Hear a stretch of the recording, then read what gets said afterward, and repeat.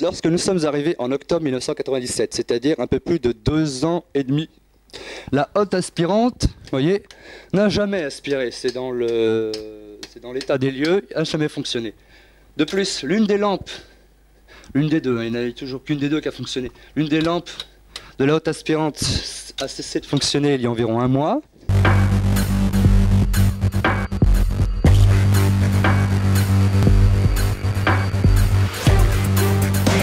Lorsque nous sommes arrivés ici, il n'y avait qu'un seul truc pour boucher l'évier. Il n'y en a jamais eu 2. L'autre disparu, on ne sait pas où il est. Là. Si nous poursuivons ici, vous voyez l'état branlant de la prise. Le fil ici à nu, sans la gaine, c'est charmant. Mais vous voyez maintenant les tapisseries qui se décollent. Alors il faut dire que cette pièce n'a pas été chauffée entre octobre 1997 et mars 1999. Nous sommes restés pratiquement 1 an et demi sans chauffage. Il y avait à cet emplacement-ci un vieux chauffage au gaz modèle environ peut-être années 60, disons fin 60, début 70. Il n'a jamais fonctionné. La personne qui devait l'entretenir, du moins la société avec laquelle nous avons fait un contrat d'entretien, nous a dit que c'était le système piézoélectrique. Et elle n'a rien remplacé.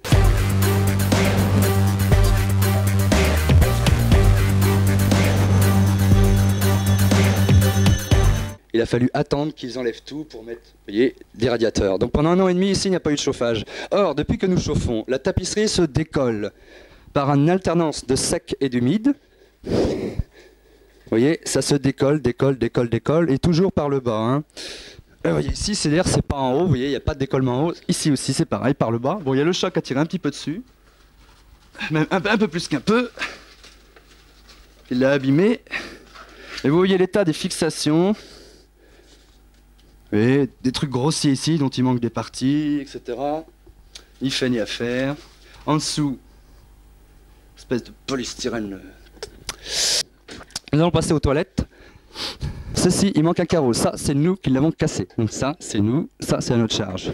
Ici, ça s'est dézingué plusieurs fois. Ça a été réparé par monsieur Steve. Donc comme c'est un ami, ça ne coûte rien. Ici, ce s'est bouché. C'est l'utilisation naturelle et c'est encore à la charge du locataire. Ça a été fait sans problème, débouché, pas de problème. La baignoire, elle, a eu un vis caché. C'est-à-dire que ici, à l'intérieur, donc on ne pouvait vraiment pas toucher, le tuyau, quelque chose a fui, l'eau a coulé ici, vous voyez, par terre, c'est passé en travers et ça fait écailler par capillarité, comme de l'eau dans un morceau de sucre, la peinture du plafond du voisin en dessous, monsieur Pinault, qui je rappelle est propriétaire et donc membre du syndic et donc complice des détournements de l'argent du syndic, puisqu'il m'a fait envoyer à mon assurance un devis, enfin c'était même pas un devis, une estimation à 2000 francs pour 1 mètre carré de peinture écaillée, 2000 francs. Et lorsque mon assureur est venu constater les dégâts en dessous, dégâts vraiment insignifiants, eh bien le travail avait été fait. L'étrange, c'est qu'ici c'est le propriétaire, M. Rochambeau, qui se plaint de petites dégradations.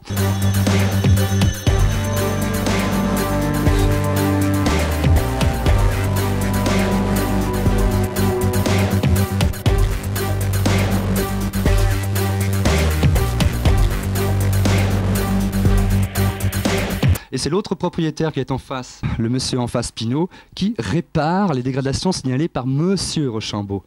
Tout ça pour le syndic.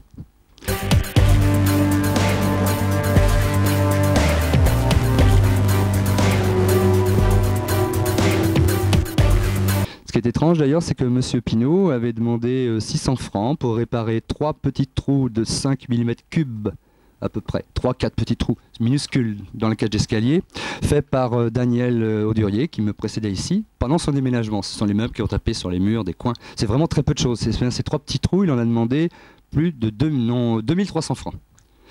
Et l'assurance n'a accordé que 630 francs environ. Et selon Daniel Audurier, plus d'un an et demi après, les petits trous qu'on ne voit pas à moins d'un mètre n'étaient toujours pas réparés. Donc il faut en déduire que les 630 francs ont été détournés par M. Pinault pour son compte personnel, que l'assurance a donc été escroquée et que Daniel, elle aussi, s'est fait avoir.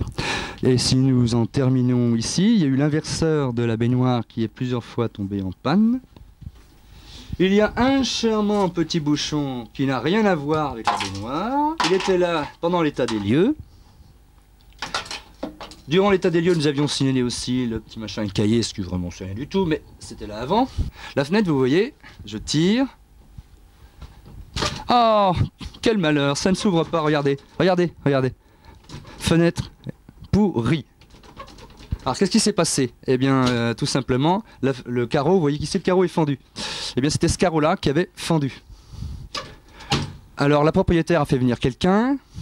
Alors au début, pensant que je voulais pas le faire rentrer parce que vu que je suis en procès contre elle, elle a appelé les flics pour m'obliger à ouvrir pour ce monsieur. Et ce monsieur, le jour où il y avait les flics, n'est pas venu. Il a fait laisser poireauter les flics une demi-heure, il n'est pas venu. Il a prétendu que c'était des embouteillages alors que son entreprise, devinez où elle se trouve, dans notre rue. Dans notre rue. Mais il a dit qu'il était dans le sud, etc. Et alors il a voulu faire du zèle lorsqu'il est enfin arrivé, et il a téléphoné à la propriétaire en disant « Monsieur, c'est-à-dire moi-même, a raison, la fenêtre est complètement pourrie, il faut tout changer, car effectivement si on met un carreau, il va péter quand on essaiera de l'ouvrir. » Ah bien, ça n'a pas manqué, vous voyez, la rayure s'est faite ici, moins de 10 jours après. Maintenant c'est l'autre, vous voyez, on ne peut pas ouvrir. Et vous constatez ici une sangle qui correspond au rideau de fer. Le rideau de fer, nous ne pouvons plus. Vous voyez, il reste coincé, gentil petit rideau de fer, vous voyez, ça reste en haut, ça ne descend pas. Alors pour descendre le rideau de fer, nous pouvons le faire manuellement, mais nous sommes fermés, vous voyez, nous ne pouvons pas. Nous ne pouvons pas descendre le rideau de fer, donc ici, il fait toujours jour. Alors ici, ça a été installé, ceci, quelque part vers novembre 1997, c'est-à-dire un mois et demi après mon installation. C'était sur injonction de Caligaz, qui avait constaté qu'il n'y avait pas d'aération, donc que ce n'était pas aux normes, et il menaçait de couper le gaz. Ceci, je n'ai jamais été informé de cela. Donc ils ont mis ça, coût 100 balles, la propriétaire trouvait que c'était bien suffisant, que c'était même assez cher, et le machin s'est cassé la gueule environ moins de 3 semaines après sa pause. Vous voyez, il ne tourne plus du tout. À force de le remettre, nous avons mis du scotch, c'est du travail ni fait ni à faire, celui de la camelote, bon. Et vous voyez, derrière, il y a un rideau de fer. Le rideau de fer, celui-là, au contraire de l'autre, on ne peut pas le monter. L'autre, on ne peut pas le descendre, celui-là, on ne peut pas le monter. Pour la simple raison, vous voyez, la sangle est pétée. Elle s'est pétée au mois de juillet, c'est-à-dire que maintenant ça fait presque 6 mois que nous étions dans le noir. Alors nous avons fait remonter le truc en appuyant ici pour les faire se plier un petit peu comme les plis d'éventail, les plis d'éventail qui se remettent les uns sur les autres. On peut pas plus loin, ça se plie plus ici. On ne peut pas la monter au-delà. La sangle, le rideau peut être estimé comme du travail des années 60, si c'est pas 50, c'est les années 60. Donc ici on est perpétuellement dans le noir depuis 6 mois, dans l'autre on est tout le temps dans le jour. Les chiottes plusieurs fois sont bouchées. Alors la première fois c'est probablement nous, parce que nous avons mis du sopalin et ça ne supporte que le PQ. Donc ensuite nous avons veillé et malheureusement il s'est encore bouché 2 fois de suite. La première fois nous avons mis du desktop, on nous a dit que ça bousillait le truc du sanibroyeur, donc nous n'avons pas mis de desktop, nous avons laissé la deuxième fois... la deuxième panne quoi. Il y a eu 2 fois où c'était le machin, puisqu'on n'a utilisé que du PQ. Et la deuxième fois, c'est la proprio qui a fait venir un mec. Le mec a réparé le truc. Il est parti en laissant toute sa merde ici. C'est-à-dire il a rien nettoyé. On se demandait si c'était même pas un travailleur au noir. Et lorsque nous l'avons essayé moins de 30 heures, même je dirais moins de 24 heures, c'est-à-dire pratiquement il ne s'est pas passé plus d'une nuit, lorsque le chiotte se mis à jaillir derrière. La merde a jailli ici. Ceci pour vous dire que la réparation est pour le moins étrange. Et il manquait en plus un vis. Il manque toujours. Il y avait un vis au pied ici. Ce truc-là ne fonctionne pas non plus depuis le mois de juillet. Ça fait donc 6 mois que nous n'avons plus de chiottes, que nous sommes obligés d'aller sur le palier, là où le robinet coulait, donc là où on laissait des traces continuellement de terre apportées par nos chaussures. Ni fait ni à faire. Mystère. Voilà, pour ce côté-ci. Vous voyez ici les gros verrous. Selon Daniel, il y avait une vieille dame avant elle, mais avant que Daniel n'emménage en juin 97, où elle est restée à peu près 3 mois, l'appartement est resté inoccupé 6 mois. Mais entre cette période, vous voyez, il y a ici de simples trucs caoutchouteux qui étaient cloutés. Ce sont des petits clous, vous voyez les clous. Le bois est un peu pourri. Ici, on peut signaler aussi que quand nous avons voulu planter des clous, des accroches torchons, si on peut dire, ça s'est à chaque fois décomposé. Et ça n'est pas resté, c'est comme du plâtre, c'est complètement mou, vous voyez, ça ne tient pas. Alors passons à cette pièce. Alors dans cette pièce, nous n'avons pas eu de chauffage jusqu'à ce qu'on en installe un, puisque le chauffage de la cuisine n'a jamais fonctionné. Et le type qui était chargé de le réparer ne m'a jamais rien réparé, bien que j'avais souscrit un contrat d'entretien, etc. Rien. Il a fallu que la propriétaire donne l'ordre pour le remplacer. Ce n'est qu'à ce moment-là que ça a été fait. Donc ici, il n'y avait pas de chauffage. Nous avons grelotté pendant 1 an et demi. Vous aviez le fil de télé ici, vous voyez, qui est là, qui s'était détaché. Là encore, c'était le même mur pourri, les mêmes vieux machins. Donc nous l'avons remis à peu près comme c'était, même un peu mieux, puisque nous avons mis beaucoup plus d'attaches. Là, c'est dû au technicien Mohamed, notre camarade.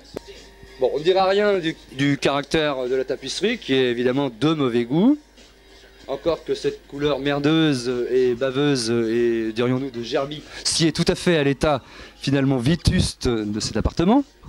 Comme vous voyez, si vous filmez bien la porte, regardez les petits traits sur la porte, là on voit les lattes.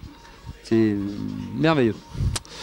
Mais ici, autrement, il n'y a pas d'anomalie, si ce n'est qu'il n'y a pas eu de chauffage pendant 1 an et demi. Et la fenêtre, vous voyez, a été pourvue d'un double vitrage, toujours au même moment que la pause des chauffages.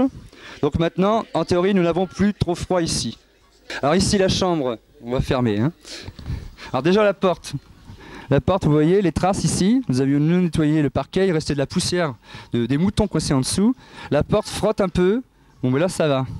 Les irrégularités du bois qui montrent des restaurations successives, la porte devait être là avant, elle a été déplacée, etc. etc. Mais ça, c'est pas le plus grave. Ici, il y avait le trou du tuyau qui passait pour le vieux chauffage. Alors le tuyau faisait un coude, ce qui est strictement interdit. On en voit encore la trace.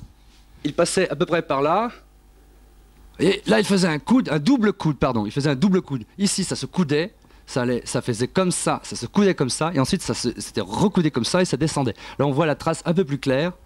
Donc il y avait double coude ici, tac, tac, tac, et hop, ça tombait sur un vieux poêle qui doit dater des années 50. Il chauffait, ça nous faisait peur cette flamme, mais les services de l'hygiène sont passés, il n'y avait pas d'émanation de monoxyde de carbone, donc de ce côté-là, pas de risque d'intoxication. Mais lorsque nous chauffions ici, la chaleur s'en allait en 1 demi-heure. Nous avions incriminé cela à la fenêtre, qui, vous le voyez, là encore, en même temps qu'ont été mis les radiateurs, là se trouve le radiateur dans la chambre, troisième radiateur, ils ont posé un radiateur par pièce, donc ils ont vraiment fait ça en grand. Il y a eu un double vitrage qui a été posé.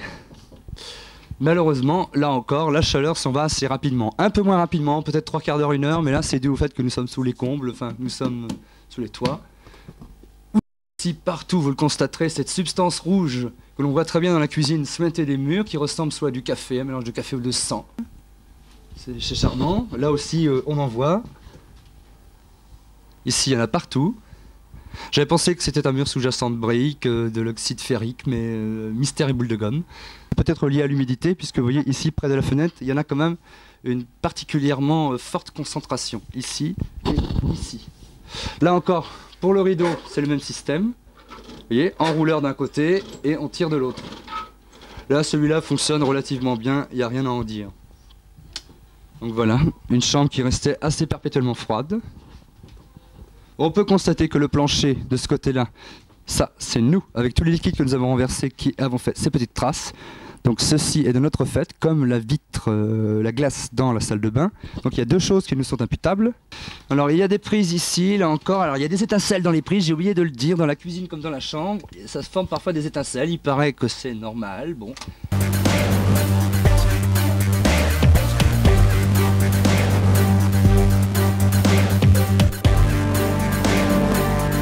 Mais celle de la cuisine est beaucoup plus branlante, disons, oui, celle de la cuisine, et puis aussi la dernière dans le salon, ça bouge pas mal.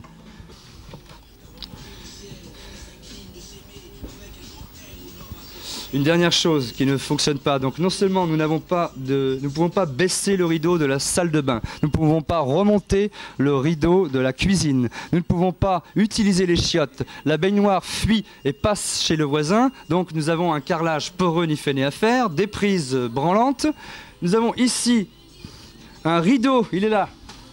C'est une espèce de store qui se fixe sur les murs, qui doit être probablement du travail, là encore, des années 50.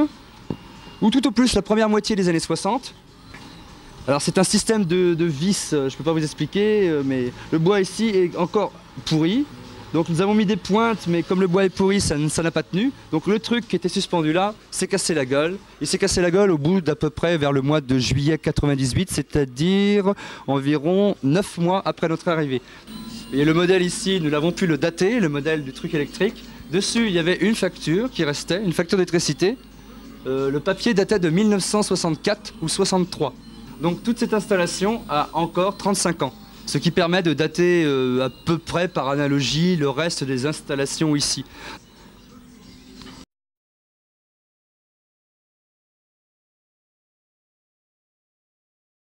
Bonjour, bon, je me présente Momo, un ami de Monsieur Thierry. Le robinet il coule. Il y a une petite flaque d'eau là, et tout simplement ce que j'ai remarqué, il y a de l'électricité ici.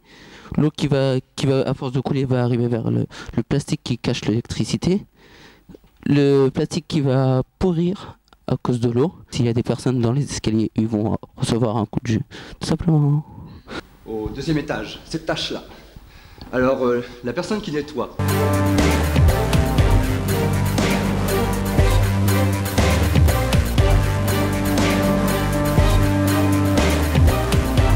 M'a informé que son entreprise, que son patron avait été averti par M. Moison que c'était le fait qu'on mettait des ordures qui avait créé cette petite tache en dessous.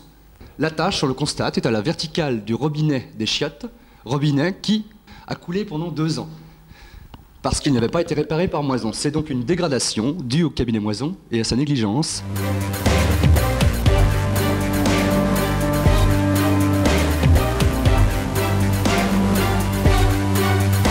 Il paraît assez inconcevable que des ordures ménagères dans les sacs plastiques non percés, des ordures ménagères puissent passer par capillarité, que des morceaux d'aliments, etc., puissent passer dans le rocher et colorer de l'autre côté. Il n'y avait pas d'épanchement de matière dans les KGB.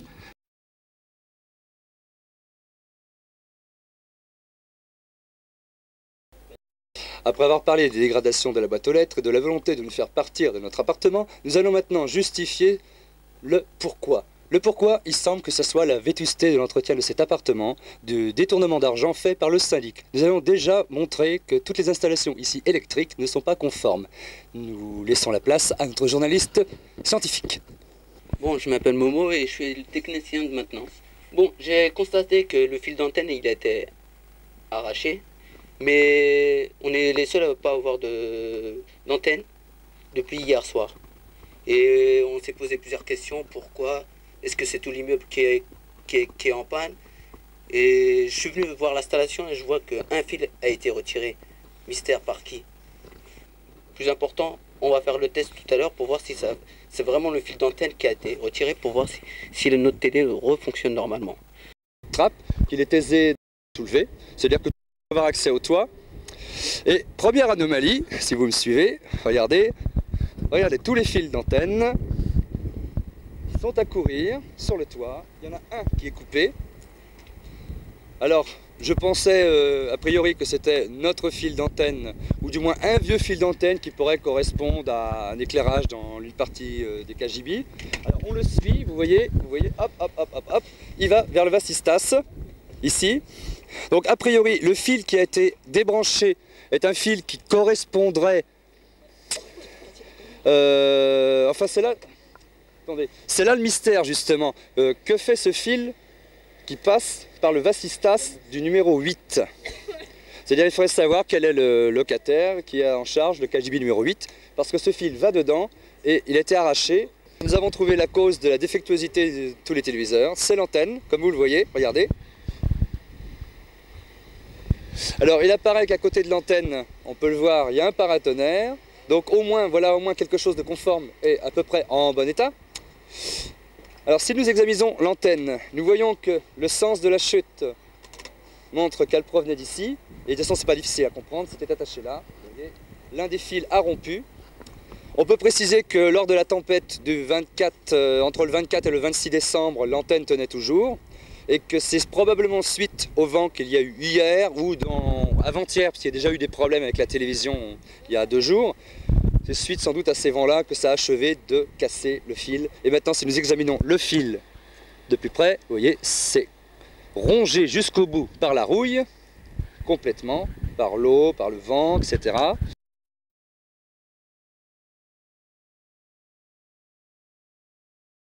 La boîte aux lettres a été considérablement dégradée de manière constante en 1997 et 1998 dans le but d'harceler les locataires du dit appartement où je me trouve, appartenant à Marie-Thérèse Ménard.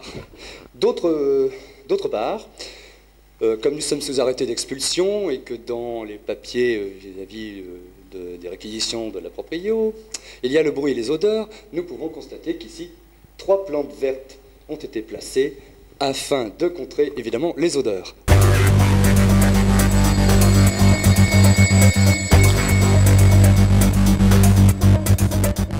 Au début, il y en avait 0, ensuite 2, et maintenant 3. Et même la fenêtre est ouverte, y compris lorsqu'il gèle à pire fendre. Je me trouve devant ma boîte aux lettres qui a été victime, comme vous le savez, de dégradation. Je peux prouver qu'elle est due à quelqu'un qui habite dans l'immeuble.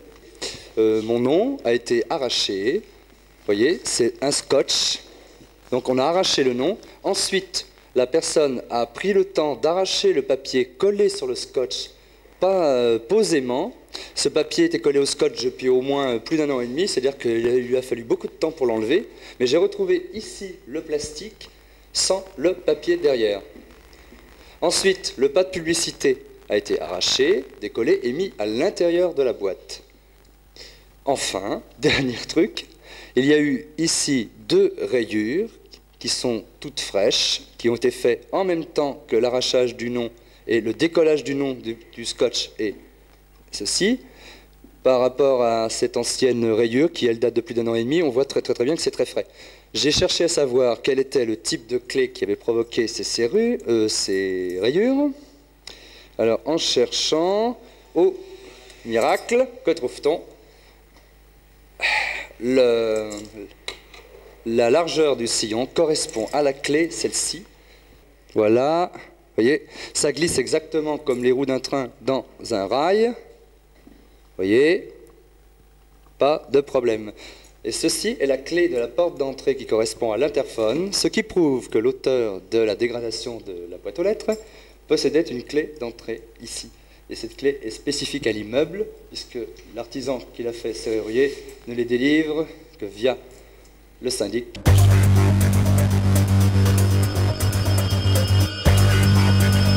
En même temps qu'on a dégradé la porte, comme par hasard, l'interphone, tout du moins l'électricité dans le couloir, est encore grillée, sautée, etc. Ce phénomène s'est déjà produit le mercredi 9. Le mercredi 9, les fusibles qui se trouvent ici, vous voyez, ici. Selon l'électricien qui est venu le jeudi 10, ces fusibles avaient été volés, enlevés. Vous voyez que pour enlever les fusibles, il faut dévisser les 4 petits boulons ici, ou alors ça, mais celui-là, c'est pas obligatoire. Et une fois que ces fusibles ont été enlevés le 9, le même voisin en dessous, le susnommé, a appelé les policiers en disant que c'était nous qui avions enlevé les fusibles, donc c'était nous que nous privions de télévision, nous privions d'interphone, c'est moi qui souhaitais vous attendre dehors pour vous ouvrir à minuit, ou etc. Donc on constate dégradation de la porte en même temps que l'électricité saute. On constate le 9, le vol des fusibles. On constate quelques jours avant le 9, une panne générale de l'interphone. C'était le dimanche d'avant, ou le samedi. Nous étions au bar et il est tombé en panne vers la fin de l'après-midi, jusque très tard dans la nuit. Et a dû être réparé que le lendemain.